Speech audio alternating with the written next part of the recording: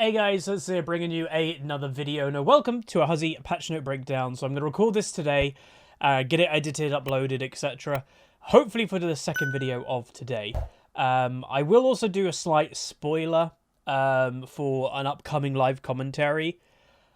I don't know if you can tell, probably not, I don't know. I'm looking maybe a bit rough at the moment. So you'll hear in the live commentary over the next few days. Obviously, I record ahead of time. Yesterday, of me recording this, which I am recording this on the 2nd, so on the 1st, I tested positive for you-know-what. Unfortunately, I'm not asymptomatic. I'm just feeling a little bit under the weather. I'm aching a lot. Obviously, thank God I was double jabbed. It's fighting that off because my body already knows what, it's up against. But I'm doing okay. I am still streaming. I streamed yesterday, I streamed today. I'm not doing long stream sessions, like 3 to 4 hours instead of 5 to 6. And I'm going to keep going as much as I can when it comes to making content. Of me recording this again, I am going to take tomorrow off just to relax a little bit. And I am also going to go get a proper PCR test done, that you have to drive to one of those testing facilities. But yeah, so I thought I'd just kind of let you guys know, because I don't know when the video is being released that I announce it. It might be tomorrow, it might be the day after, I don't know. But there's that. So, if you can throw a like on the video, because I'm still recording this as, it came out an hour ago. I'm still going to do the editing, I'm still going to get uploaded for today. I'm going to do all that, because I know these videos help people. And I'm still playing League, so I need to know what's going on as well. So, let's get into it. The crazy thing is, this is the last patch, I believe, of the year. Or not the year, of the season. So if you go into ranked, and go into the rank tab at the bottom, it'll say how many days are left. Of me recording this, it's 14 days left. When this patch goes live, it will be 13, I think. Which in 2 weeks' time, the season's over. So this is it. And then we'll get into pre-season. So the patch highlights, I'm not going to make it bigger because you can kind of see it, but we're getting nerfs to Graves, Kha'Zix, Maokai, Kiana, and Yuumi, and we're getting buffs to Makali, Kalista, Kayn, Renekton, the ping pong champion of the year, Riven, and Varus. We're getting system changes to Goredrinker. By the way, yes, they are buffing it, even though they nerfed it last patch. Some key items, I really do feel Riot just can't allow it to be a little bit meh for one patch. It's very odd. And then other items get ignored for a long time. We also are getting the new skins.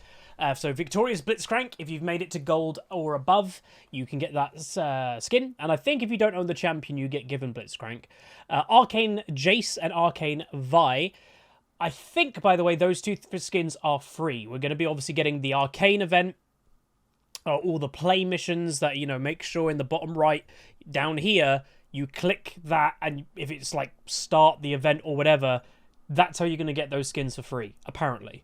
And then you can see Victorious Blitzcrank will be available this patch. You're eligible end of season rewards. Players will be able to earn Arcane Jace starting November 8th and Arcane Vi starting November 15th. Do remind yourselves, the series Arcane is coming out. I'm not getting paid to say this or anything, but the first day it's being released, it's 3 episodes. Then a week later, it's 3 episodes. And then the week after that is 3 or 4 episodes. That's how they're doing it. So that's probably why they're timing it with November 8th is launch day, I think, for Europe. And then November 15th is the week after. I'm going to be honest, I wouldn't be shocked if there's another skin or 2 skins, or Jinx or something that we're going to get as well as a surprise. Would not surprise me at all. We also have a big event, if you guys haven't headed over there, Riot X Arcane. So they're doing things across all different games that they've got. And they also have, I don't know, like a graphic novel might be the best way to describe it. If you go on that website, complete the graphic novel, there's also rewards that you can get from that. So check that out. The end of season rewards, so just to say, it will end on... the season will be end on basically 1 minute before midnight local time on the last day of patch 11.22, and they'll be distributing by December 16th. So if but it's before December 16th. Don't be like, "Where's my stuff? Where's my Blitzcrank skin?" They're just saying it's going to be a few weeks after that. So there you go. So let's get into it. So champions, we're getting Akali buffs to her passive. So the assassin mark, that is the bonus little extra kaboom she gets. So it's going up by base a little bit. Quite a lot actually at level 1, to be honest. Like, that's a 6 damage buff at level 1. not bad. And the AP ratio, which I guess is the bigger thing when it comes to scaling, is going up by 15%. So, again, not bad. Next, let's look at Graves. So I like Graves, but he is all over the place right now. He's nearly in every single game, it kind of feels like. So Graves, passive damage reduced. So base damage per critical strike pellet used to be 30% bonus AD. It's now 20% bonus AD. So just toning him down a little bit. But he's still going to be very tanky. He'll still lifesteal a lot. He'll still be strong. But they're just toning down a little bit. Callista, like, it sounds weird, but there's a lot of the time there's no point really much to Callista. I like the champion. She's very unique, and that's kind of rare in League nowadays. But she's never going to be like a really good solo queue champion for the masses. She's a niche champion in solo queue, and generally, you know, I don't like to say it, but she's a high rating niche AD carry. You have to really trust your teammates. You have to trust the person that you tether to, and you have to be insanely good mechanically to... The main skill of AD carries is attack moving. Callista as a champion is all about bunny hopping while attacking. That's the champ. So if you're mediocre at that mechanic, you're going to be really bad at that champ. You need to be really good at it to maximize Callista. So they're buffing it, but it's not probably going to shake anything up. It will just be Callista players will be like, hey, cool. Because I think she's just so different than other AD carries that other AD carries don't really touch her that much. So the damage ratio of E is going up by 10%. And the subsequent spear ratio is going up as well a little bit. Sorry that I might be coughing a bit for obvious reasons. So that's that. I don't think it's going to mix anything up. Kayn, which I'm surprised that they're buffing Kayn. Like, I know they've calmed him down to where he was, but he's still strong. Does he need buffs? Probably not. So, and also Goredrinker's getting buffed again this patch. So, Darkin Q damage ratio increased. Darkin R target max health damage ratio decreased. So this is for red Kayn, not blue Kayn, when the Darkin takes over instead. So the Q slash is going... How's it doing? The ratio, so the more AD you have, it's going better. So it used to be 4% per 100 AD as bonus of target's max health. It's now 5.5 per 100 AD. So if you get 200 AD, we're only talking about, what, a 3% increase, roughly? So it's not mad, thankfully, but he's also getting another buff with his ulti. So again, specifically for red Kayn, the Darkin physical damage was 10% of target's maximum health plus 13% per bonus AD. It's now 15% target maximum health plus 13%. So again, that's a 5% buff. So both of them combined, which obviously you're using your Q often and then your ulti, you are going to be chunking people as Kayn. Especially like tanks and stuff. Like he's a not bad tank killer. Kha'Zix, so again, like Graves earlier, I'm seeing Kha'Zix in nearly every game practically. So the Q damage ratio is being reduced, which... Yeah, like, I've seen Kha'Zix's, I think even today, it was like a non-fed Kha'Zix just one-shotting somebody at, like, level 4. You're like, what? So the total damage is being nerfed from level... Not flat damage, it's being nerfed as the ratio. So scaling is going to be hurt here. So it used to be 130% bonus AD. It's now 115% bonus AD. 15% nerf. Which, yeah, that's definitely a nerf, and that is also being shown in the isolation damage, that if a target is by itself, Kha'Zix has always done more damage to them with Q. That is being nerfed, and that is also being nerfed kind of considerably. Base damage is being the same, but the bonus damage is being taken back about 32. So doubling it up, basically. 15% nerf for a normal Q, 30 roughly percent nerf, a little bit over for the isolation Q. So that will tone him down a little bit, but I still think he's going to be strong.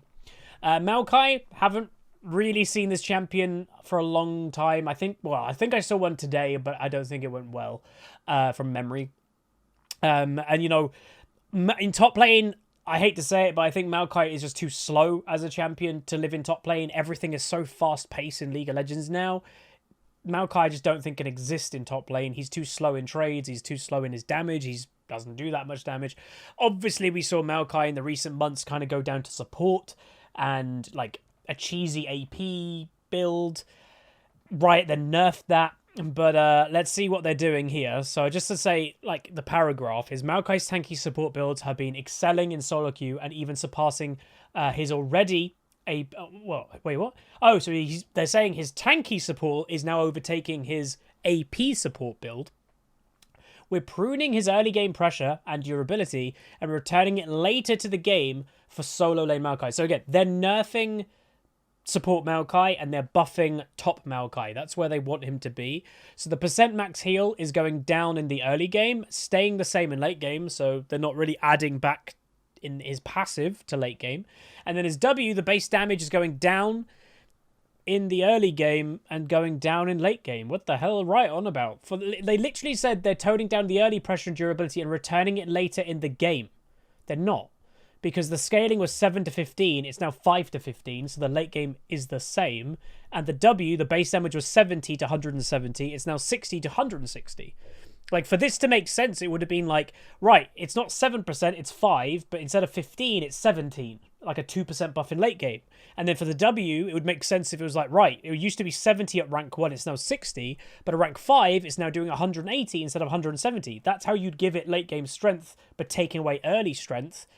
But they're not doing that. So that's a bit weird. I don't fully get that. Qiyana, stupidly strong champion at the moment, I would say. But yeah, and but they are nerfing her damage. So they're buffing some things, though. So Qiyana is too strong in elite play, but weak in average play. And again, that's a fine thing. There are some champions that should be good in some ratings and bad in others. Like Master Yi is the best example. Great in average play, usually gigabad in elite play or pro play. But again, I guess Riot, they are trying to balance the game for every champion can work in every single rating now, which I don't know, like, I don't know. Like, again, I've not been a big fan of Riot's balanced direction in the last couple of years, but that's their ethos nowadays. And it is worth knowing, if I'm not mistaken, someone can correct me if I'm wrong, but basically it was discovered recently that there might not actually be officially ahead of balance or something like that right now. The guy that left, he left like 2 months ago, and they haven't filled that position of like the equivalent. Like we've got Bright Moon, who's the head of something, but he's not the head of balance or something.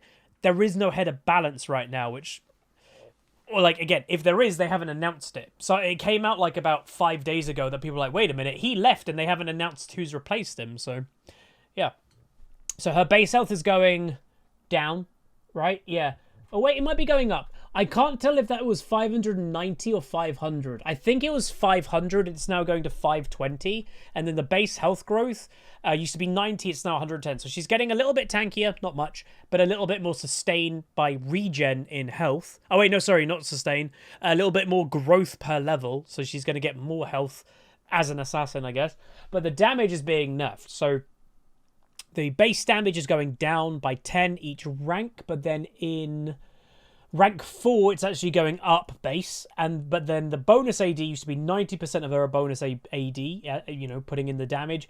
It's now 75, so a 15% nerf. It might just stop her completely one-shotting people. And then the E, Audacity,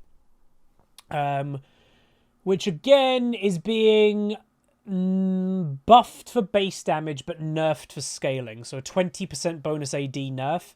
So it may be, again, like we've all seen Qiyana's recently, that in mid to late game she's got 2 to 3 lethality AD items. She literally just presses 2 buttons and someone dies. Obviously, it's what we've mentioned a lot, is one-shotting is insanely reliable in League of Legends now, where it used to be rare. But they are toning it down on some champions. They are trying to tone down, I guess, the free one-shotting or the unskilled one-shotting. You know, just pressing E and Q or like and W, whatever, on Qiyana on even like an averagely tanky target in late game. You're mainly one-shotting people pretty easily, and that's not even including her ultimate in that mix. So it is good to be toning it down, though. Poor Renekton. So Renekton has been, I called it earlier, the ping-pong champion of League of Legends this year, and he has. Basically, there's a contradiction between Renekton in solo queue and pro play. In pro play, when they can build a comp and they can apply pressure in a dedicated place that we're having a game plan, right, we'll play a late game scaling AD carry, we won't give him pressure in the early game, we're going to have a jungler that goes top lane a lot and gives Renekton huge priority and maybe even a couple kills in the early game. Renekton can snowball a game and be that kind of insanely strong bruiser. Like, yes, he'll technically fall off, But the point in pro play is they end the games with a Renekton before he falls off, because that's their strategy. But in solo queue, where you don't have a jungler that's going to babysit your lane, and, you know, you're not working as well as a team, and you're not, you know, making a team comp perfectly around Renekton. Like, sometimes with Renekton, you do need to pair it with the late game scaling the mid and AD carry, because they can then carry later, you can carry early. You could be playing Renekton in solo queue, and then someone locks Draven on your team. You're like, well, I'm early game, and he's early game. Where's our late game? And that's the problem with Renekton.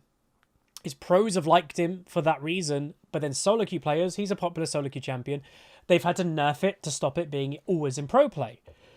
Well, it's come back now. He's getting a buff. So they're actually reverting, I think, in essence, or slightly reverting, a change that they did a while back. So the W for Renekton has always been an animation that he's like using that twin blade thing and you doing a whole animation. That partially locked himself when they made the change, that he was also kind of stunned by doing the stun. Before, you used to be able to cancel that animation by pressing Q or something, and that's what good Renekton players did. They kind of got rid of that. Well, they are doing something about it. So the changes to Renekton's stun in 11.18, those are the changes that I have mentioned, helped lower his popularity in pro play, but it came at way too big of a cost for solo queue. We're reverting those nerfs, and we'll be looking for other ways to make sure the Croc doesn't take a bite out of the pro scene again.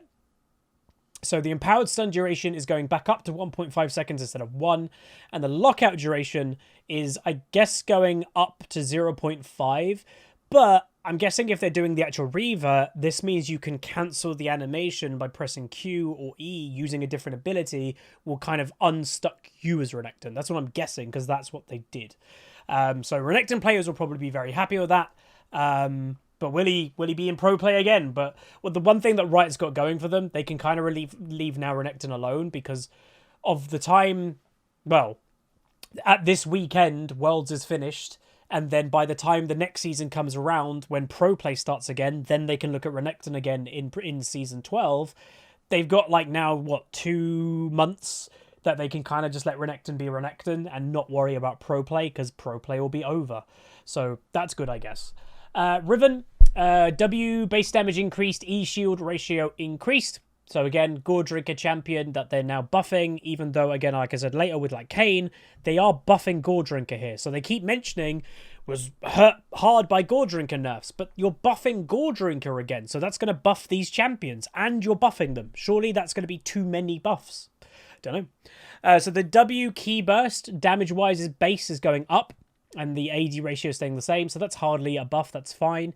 And the shield nerf is, the shield buff, that's quite big. So 20% more bonus AD in shields. You know, simply you have 200 AD on Riven. Well, it's a 40 more shield on top of what you've already got. So that shield will be kind of big. So that's good for Riven. Not bad at all. Varus. I like Varus. You don't see too many of them. Obviously, he does have 2 builds. So yeah, our nerfs to lethality Varus were a bit too piercing. Haha, I get it. But I like his attack speed build more, I'd say, than his lethality build.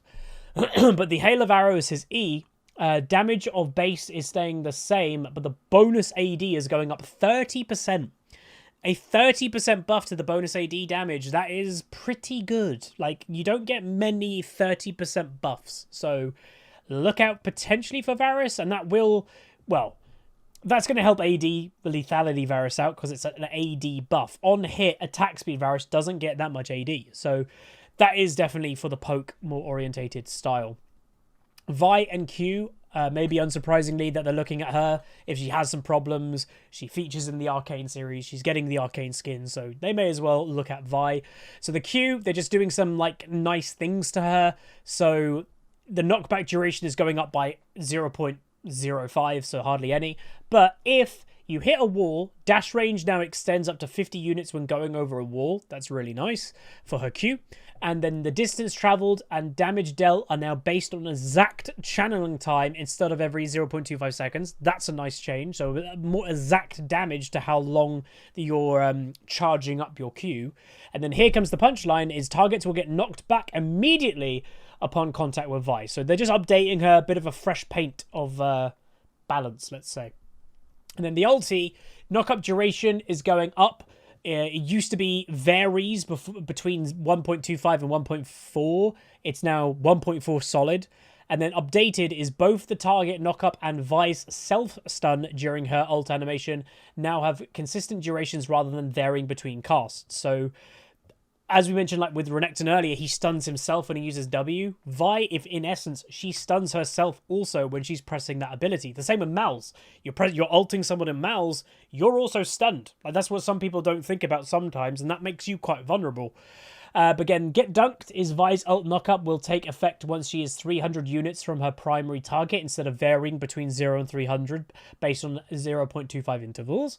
And then Get Out the Way is nearby enemies in Vi's ult path will get knocked back immediately upon contact with Vi. So again, it just seems that they're making her a little bit more modern. Maybe it was a bit too loosey in the design and they're just tightening that so it's consistent. This is what it does every time. And I think that's good. So there's that. The bane of the game. Yuumi is getting nerfed. So again, I've been watching a bit of Worlds. I've been making a bit of content on it. And I honestly would never have guessed Yuumi to be a Worlds pick. She's not a skill-based champion. Like, it's hard to kind of show skill in this champion and outplay in this champion. But she's that broken that she's being used in Worlds. And I think it's the healthiest thing for the game. And, like, you know, if you like Yuumi, all power to you. But I think it's been really healthy to kind of show how bad her champion design is that it's highlighted in Worlds, and I've even seen glimmers of pros having interviews saying that she's stupid. So it's good. I don't think, like, Riot, if you guys remember, about a year ago, they did a whole article saying, should we delete Yuumi? And they basically were joking about, oh, she'll never be really OP, blah, blah, blah. And then it turns out she's really OP because, again, she has a mechanic that just stays safe, heals more arguably than other healing champions, but is safer than any champion in the game. It doesn't really add up. So, yeah, they are nerfing it. So the zoomies is the only thing that's being nerfed, apparently. Probably more needed to be. Maybe get rid of the attach. Then the champion will probably be balanced. But anyway, the move speed is going down, but scaling. So it's still saying at 15% base, but it used to get a bonus 10% per 100 ability power. It's now getting only 6% per 100 ability power. And then the heal of it is going down in base, starting at rank 2. At rank 5, it's a 20 base heal nerf and a 5% ability power nerf as well. So probably not a big enough nerf, but at least it's a start.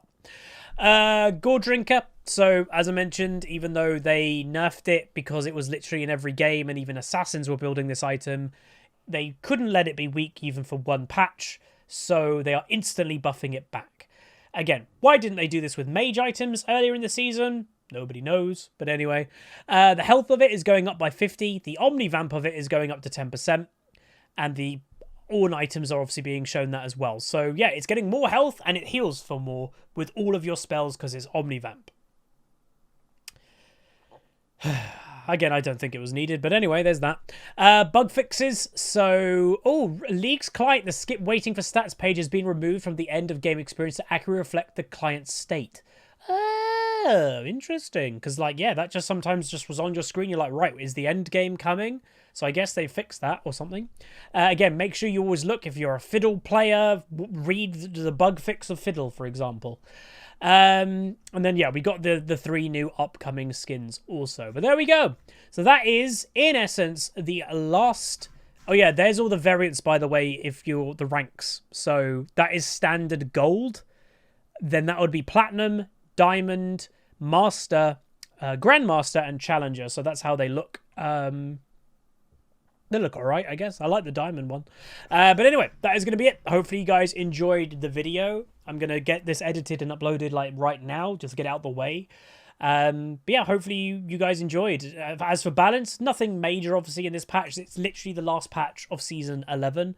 And what I can say is the question of the day, how have you found Season 11? I'll probably do like a league discussion summary video of Season 11 when the season is officially over and my thoughts about it officially. But let me know what your thoughts are in this video, or at least like a preview, because I'll probably ask the same question in that summary video also. But anyway, that's going to be it. Like, comment, subscribe. See you guys next time. Adios amigos. Goodbye.